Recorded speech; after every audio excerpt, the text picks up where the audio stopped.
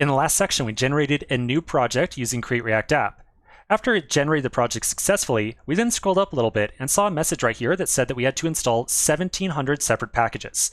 In this video, I want to start to understand why we had to install so many packages just to run a React application and build one on our local computer. All right, so we're going to take a look at a couple different diagrams really quickly. So you and I just used Create React App to generate a new React project. Inside this React project are a ton of different dependencies that are going to help us properly write our application. I want to focus on one particular dependency because it's going to help you understand why we had to install so much software. So the name of the dependency that I want to focus on is Bable right here. Now, the term Bable might be familiar to you. I'm going to give you a quick overview on what Bable is and why we use it, and why it's included inside of our Create React App installation. All right, so quick little aside here. As you've been learning JavaScript over the last couple months, weeks, years, or whatever it might be, you've probably been learning a version of JavaScript called ES5. And chances are you've also picked up a couple of features out of something called ES 2015 as well.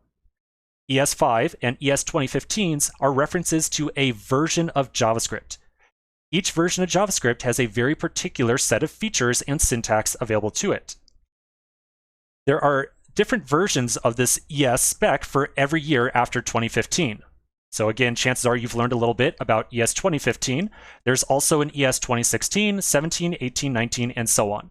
And every one of these different features, or excuse me, different versions, has some number of new features and upgrades to the JavaScript language. Now, the important thing to understand here is that these updates to the language are generally for the benefit of developers like you and I.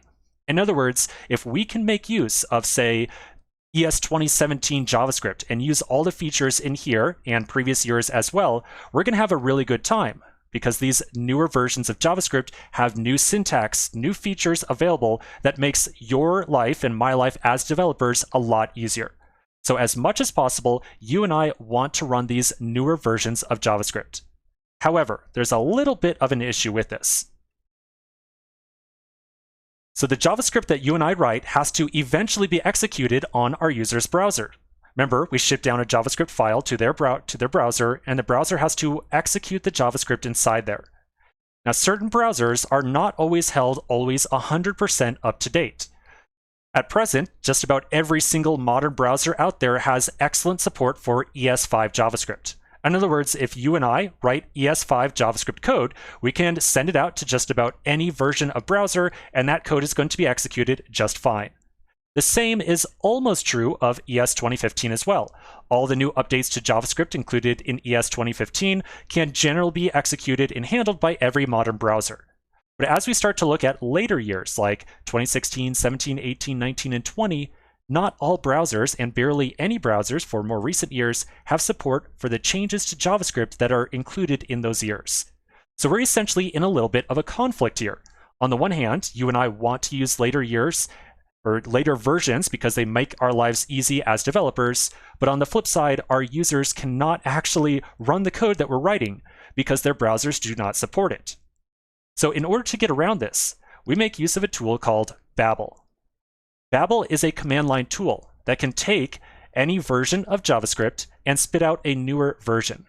So this right here is a diagram of what might happen if we don't use a tool like Bable. You and I might write some ES 2015 code inside of some JavaScript files and then send it down to some browser with no guaranteed ES 2015 support. If we did that, our code might completely fail to run on the user's browser, and they probably won't see any content when they visit our web page. They'll probably just see a completely blank page or something like that. So with Bable, you and I write our ES 2015 or 2016, 2017, and so on code, and then we feed it into this command line tool called Bable, and Bable spits out a ES5 version of our code, or a version of our JavaScript code that is going to be safely executed on just about any browser in existence. So that's the job of Bable. And like I said, Bable is included by default anytime that we generate a new React project. Internally, Bable consists of a tremendous number of different packages. And so that at least partially explains why we are seeing this very large number of packages installed when we generated our project. Now, there's definitely other dependencies inside of this project as well. Other things such as Webpack and Webpack Dev Server. We'll talk about the purpose of these other files over time, or these other dependencies over time. But for right now, I just want you to understand that we have these different dependencies inside of our project, and that's why you're seeing that tremendous number of dependencies, or the large count of them, when we've just generated our project. Okay, so now that we understand a little bit more about Create React App, let's continue in the next section, and we're going to start looking at the contents of the project that we just generated.